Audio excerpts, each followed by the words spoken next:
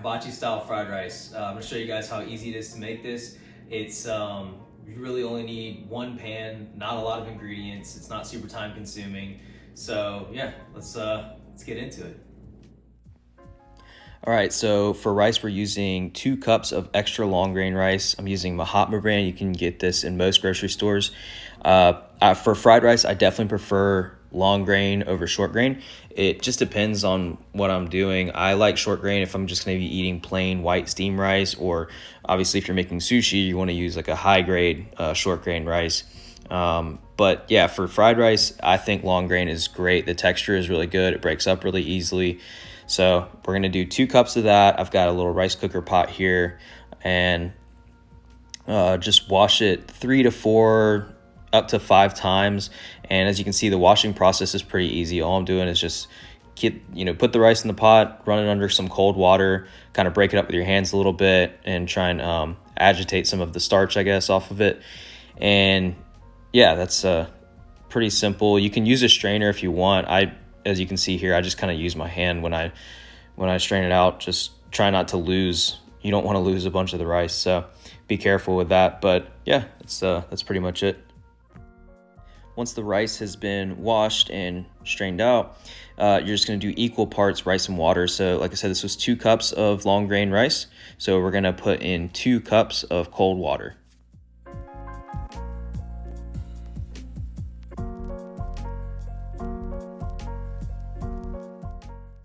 All right, so we're gonna take the rice and just put it straight into the rice cooker. If you don't have a rice cooker, I highly recommend you get one. This one was super cheap. I think I got it at Walmart for like, I don't know, 15 bucks. It's pretty small. It's a 10-cup rice cooker. I've had it for years, and yeah, just like I said, highly recommend you get a rice cooker if you don't have one already. All right, so you just turn it on and let it go, let it do its thing. It shuts off automatically, but it's going to continue to steam, so don't open the lid when it shuts off. I usually like to time it for about 45 minutes to an hour, and that'll give you really, really good steam rice. And so here now I'm just going to break it up a little bit before putting it in the cooler to rest.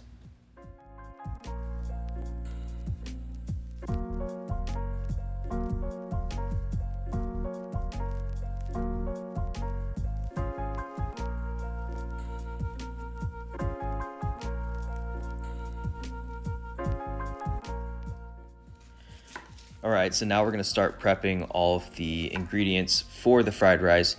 So I've got a whole yellow onion here. I'm only gonna use half of it. I think it's probably about a cup. So about a cup of onions, and we're just gonna dice it up.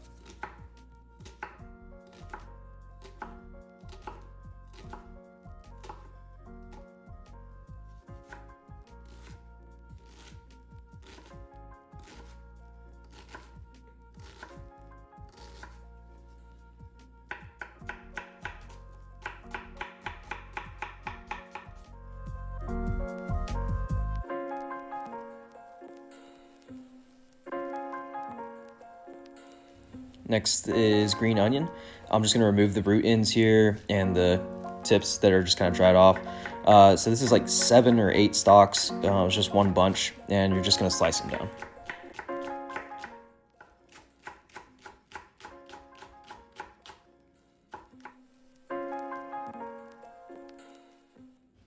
All right, and garlic. So we've got 3 large garlic cloves here. I'm just removing the skins here. So just smash them down, take the skin off, and then also like to cut off the little root end on these as well. And then I'm just gonna slice them thin. And then once I slice them thin, I'm just gonna go through and mince them, just kind of a rough chop mince.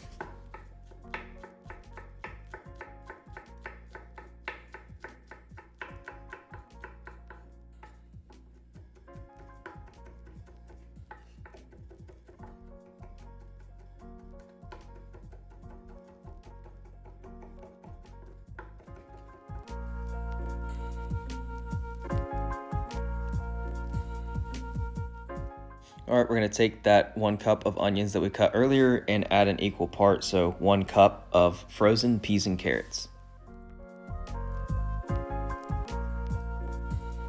All right, now we need 3 large eggs. I'm just gonna crack those into a bowl and mix them up.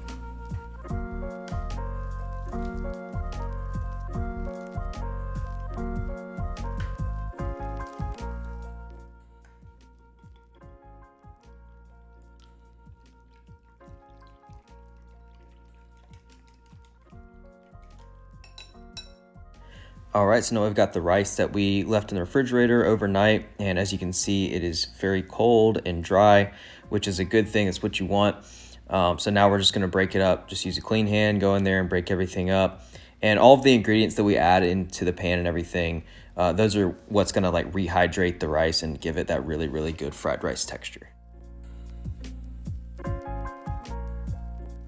All right, here's the seasonings we're gonna need: some black pepper, some salt, some canola oil is what I'm using. You can use vegetable oil, and a good quality butter, and also soy sauce. For soy sauce though, this is extremely important. Make sure that the soy sauce you get is a Japanese brewed soy sauce. It has to be brewed, because if it's not, it's just basically tastes like salt water, you guys. Like some of the soy sauce you can get at the store is like garbage. It's so bad. So make sure you don't have to get Kikkoman brand, but just make sure that whatever brand you get, it says brewed.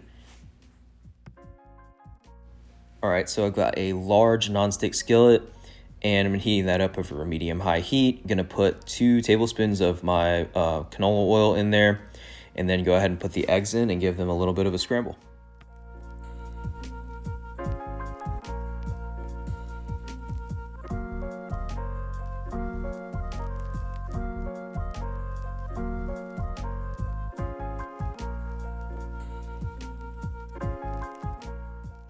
All right, so you've got your eggs scrambled. You're gonna push them to one side of the pan, and you're gonna put in about a half a tablespoon of oil, and then put the fresh garlic right in that, and just kind of saute that a little bit. You don't want to burn it or anything. You just really kind of trying to bring out more of the flavor from the garlic.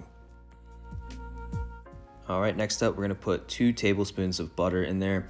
Go ahead and mix that in with the garlic as well, and that'll kind of help prevent it from burning, because it's gonna cool it down a little bit. And then we're gonna add in our onions and peas and carrots.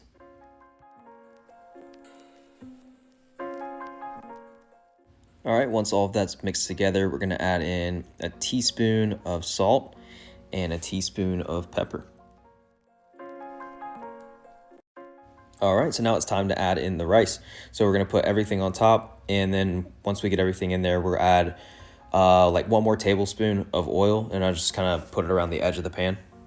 All right, so now we are frying rice. So just try and give it a toss, go in there, give it a good mix with a spatula, or toss it in the pan, however you want to do it. And the heat right now is about a medium high, and we're gonna turn it up just a little bit right before we put the soy sauce. But the soy sauce is always gonna be the last thing. Soy sauce burns very, very easily. So you're gonna wait till the last minute to put the soy sauce on. All right, so now that everything is heated all the way through, we're gonna add the soy sauce and crank the heat up to high, and then put about 3 to 4 tablespoons of soy sauce. I know that sounds like a lot, but you know, it is quite a bit of rice. And then we're gonna go in with the green onions. And the green onions, the reason that we're putting them in last is because you really, really want that fresh green onion flavor to come through in the end. So you don't wanna put them in the beginning, or else they kind of lose that. And yeah, so once you get all that in, you're just gonna get everything a toss. And I don't know if you noticed, like when I put the soy sauce in, I did put it around the edge of the pan. And the reason for that is, like I said, soy sauce does burn very easily, but it also, there's like a fine line. So you kind of get like this good smoky, like almost toasted flavor from cooking soy sauce, which is why I like to put it on the outside of the pan, just to make sure that you really achieve that flavor.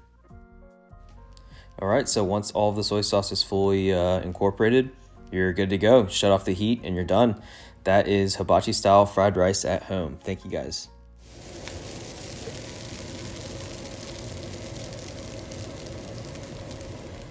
All right, guys, and that's it. It's super, super easy. Like I said, you only need 1 pan, a few ingredients. The only thing is, like, obviously I cooked the rice the day before, and I think that that's a really good trick, and I think that it makes a big difference in the texture of the rice, so I do recommend doing that. But like I said, it's not hard to cook the rice, throw it in the fridge overnight, you're good to go. So I hope you guys like this video. I hope you enjoy all the other content. If you haven't watched my other videos, please go watch those. Like, subscribe, comment, let me know what else you guys want to see. All right, thank you.